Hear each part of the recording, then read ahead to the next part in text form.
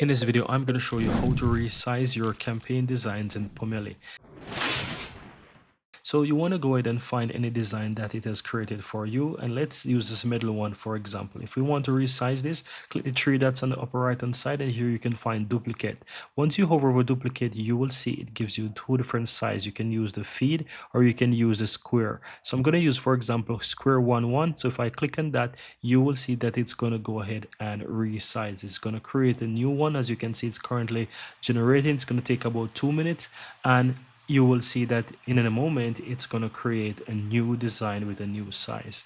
And that's basically how you can do it. And I'm going to wait for this to complete the generation process, and we're going to have a look at it. And once you're ready, if you like it, click the three dots on the upper right hand side, and here you can click and download. Or if you don't like it, you can always delete it. And that's it, guys. So that's how you can easily go ahead and resize your design in Pomelli.